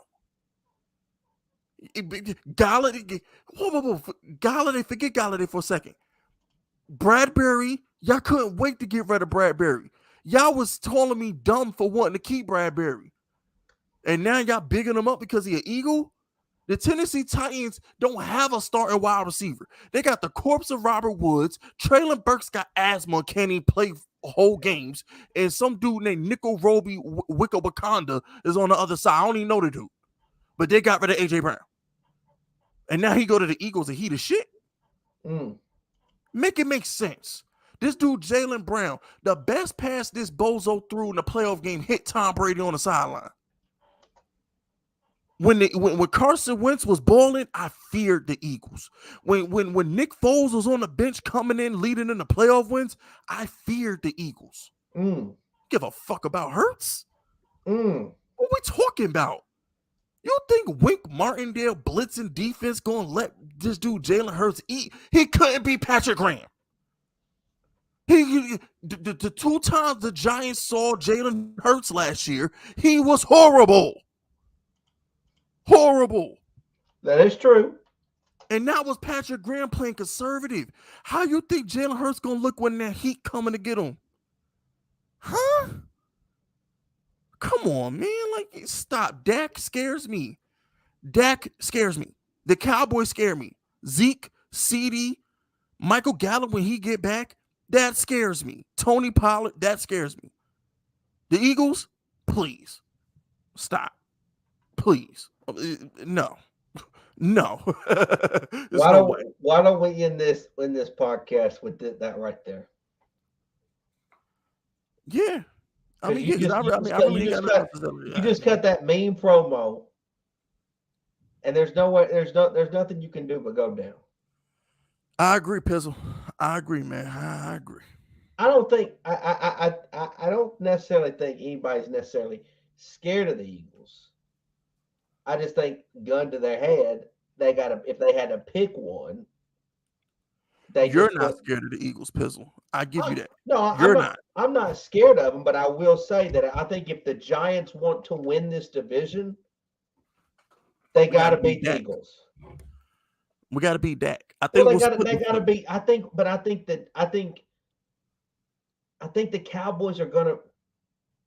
We haven't beaten Dak in 6 years, that's bro. True. No, that's true. I ain't think about the Eagles. Right. We ain't beat Dak in 6 years because when Daniel Jones beat the Cowboys, it was Andy Dalton. We have not. Dak has owned us since we swept him his rookie year. We swept Dak in the boat trip season. We swept Dak that year. Ever since then, he has owned us. Okay. I agree. I agree with that. I 100% agree with that. That's who I'm scared of. I'm scared of Dak because we ain't beat him yet. That's the guy I'm scared of. I'm just being completely transparent with y'all. I ain't think about the Eagles. Daniel Jones owns the Eagles. I ain't think about Washington. He owned them too. But I need to see Danny beat Dak. That's what I want to see. Because we ain't had a victory over Dak in 6 years. LeBron was still in Cleveland. Kyrie Irving still thought the earth was round the last time we beat Dak. So all I'm saying is, like, that's my team to beat. That's the team I'm scared of. I'm scared of the team with the pedigree, with Mekhi Parsons and Diggs and Dexter and not Dexter, DeMarcus Lawrence and all the dudes. I'm scared of the team that consistently wins. When Dak is healthy, they tend to win this division quite often. That's the team I'm scared of. I'm not thinking about the Eagles, and that's all I'm saying. That rant had nothing to do with Pizzle. That rant is just me just sick and tired of people just Pizzle. And we're gonna end the podcast, but Pizzle, they bigging up the Eagles. They talk about the Eagles more than they talk about the Rams. They talk about the Eagles more than they talk about the fucking the other team, San Francisco. They talk about them more than the Bucks. I think people try to pick the fresh face first. If Minshew was if Minshew's better than Hurts, they would win more games with Minshew than Hurts. But by the time they put Minshew in, it'll be too late. I guess we will see. But yeah, man, look, this has been episode 8 of the Giants Outsiders. Y'all not going to get Pizzle. Where they going to get better content than this, man? Hey, I don't know. I don't know. Yeah, what they gonna get? They're not gonna get content like this nowhere else. You're not gonna find another Giants podcast, live stream, whatever. You're not gonna find another Giants show like this. You're not getting this nowhere else. And shout out to Pandemonium. Fisk, facts. Love your energy, bro. Yeah, man. I've been waiting to get that out of my system. Shout out to Pistol for teaming me up because I've been waiting to shit on the Eagles, man. Like, I'm just so sick and tired of everybody in these Eagle future bets. It's getting out of hand, bro. Like, it's getting, and I love it too because I definitely wouldn't put a future bet on them. They're the team, bro. Like, every year there's that team that the public just pounds to death, bro. And it's the Eagles and shit. The Eagles are the most publicly bet.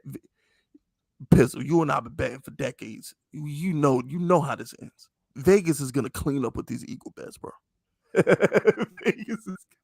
Vegas. I wouldn't bet a future on them. You know what I'm saying? But this has been episode 8. We will see y'all next week, 8:00. Okay, we will be previewing the Tennessee Titan game. Giants versus Titans preview next week.